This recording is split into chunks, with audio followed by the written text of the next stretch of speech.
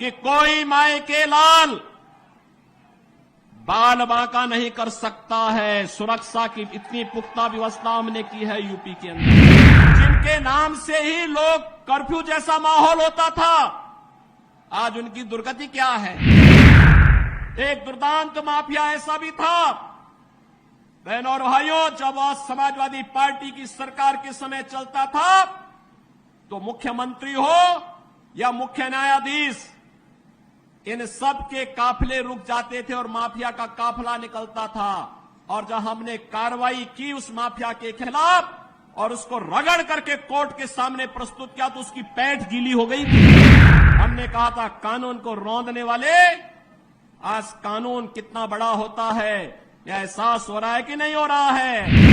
और निर्दोष लोगों को मारोगे तो मिट्टी भी नहीं मिल पाएगी। उनकी गर्मी हम शांत कर चुके हैं, उनको गर्म मत होने दीजिए। अब उनकी सबकी गर्मी शांत हो गई है, वे गए काम से। पूरे देश के अंदर एक आवाज है, उत्तरो दक्षिणों पूर्वो पश्चिमो, एक ही आवाज है पूरे देश के अंदर। मुझे 3 दिन पहले महाराष्ट्र जाने का अवसर प्राप्त हुआ था, उससे 1 दिन पहले मैं राजस्थान गया था, अभी जम्मू कश्मीर से आ रहा हूं और केवल यहां की सभा के लिए आया हूं, अन्यथा मेरे और भी कार्यक्रम थे। मैंने कहा नहीं मैं जाऊंगा, सरधना में मैं इस बार जरूर जाऊंगा, 24 में मैं जरूर जाऊंगा। और बहनों भाइयों, मैं इसीलिए आया हूं आपसे कहने के लिए, जो लोग गुमराह कर रहे हैं उनके गुमराह में आने की आवश्यकता नहीं। ये लोग कभी नहीं आएंगे। फिर जाति के सौदागर उपयोग करेंगे, बाद में सौदेबाजी करके गायब हो जाएंगे। हमें किसी भी ऐसे व्यक्ति के बहकावे में नहीं आना है जिससे हमारा राष्ट्र धर्म खतरे में आए। याद रखना, इस देश के राष्ट्र धर्म को हमेशा खतरा जब भी आया है, इन्हीं लोगों के कारण आया है जिन्होंने जातीयता के आधार पर समाज के सामाजिक ताने बाने को छिन्न भिन्न किया है, हमेशा छिन्न भिन्न किया है। और बहनों और भाइयों, मैं आपको इस बात के लिए आश्वस्त करता हूं कि कोई माए के लाल बाल बांका नहीं कर सकता है। सुरक्षा की इतनी पुख्ता व्यवस्था हमने की है यूपी के अंदर। आज आप देखते होंगे बड़े बड़े दुर्दांत माफिया और अपराधी किस कदर उनकी दुर्गति हो रही है। आप देख रहे होंगे, जिनके नाम से ही लोग कर्फ्यू जैसा माहौल होता था, आज उनकी दुर्गति क्या है हर व्यक्ति देख रहा है। इन माफिया और अपराधियों की स्थिति क्या है आप रोज सोशल मीडिया के प्लेटफॉर्म को उठा करके देखते होंगे। एक दुर्दांत माफिया ऐसा भी था बहनों और भाइयों, जब आज समाजवादी पार्टी की सरकार के समय चलता था तो मुख्यमंत्री हो या मुख्य न्यायाधीश, इन सब के काफिले रुक जाते थे और माफिया का काफिला निकलता था।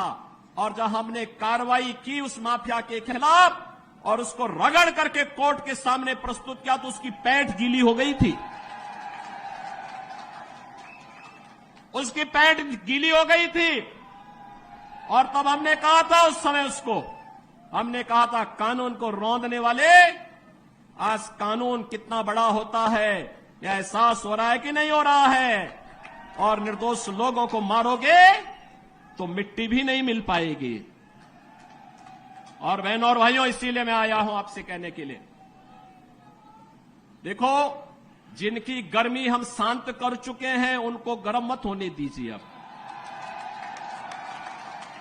इस क्षेत्र को विकास की मुख्य धारा के साथ जुड़ने दो।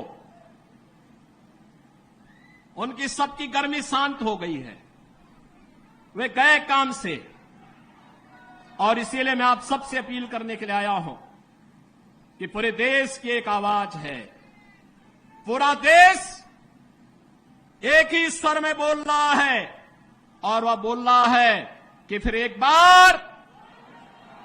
बार मोदी सरकार, फिर एक बार, थोड़ा जोर से बोलिए, यहां की आवाज दिल्ली तक पहुंचाइए। फिर एक बार मोदी सरकार, यह मोदी सरकार की जो गूंज पूरे देश के अंदर है, इस पूरी गूंज को घर घर पहुंचाना है। मोदी जी का प्रतिनिधि बन करके और स्वयं मेरा प्रतिनिधि बन करके आपको जाना होगा। सहमत हैं? सहमत हैं? हमें कमल चुनाव चिन्ह देखना है, हमें कमल चुनाव चिन्ह देखना है। आप सहमत हैं? सभी लोग सहमत हैं? बहनों और भाइयों, सरधना विगत चुनाव में संजीव बालियान जितने वोट से जीते थे उसके दुगने वोट से जिताने की जिम्मेदारी सरधना को मैं दे रहा हूं। और बहनों और भाइयों, आप जिताएंगे तो मैं दोबारा फिर आऊंगा, यहां पर आऊंगा।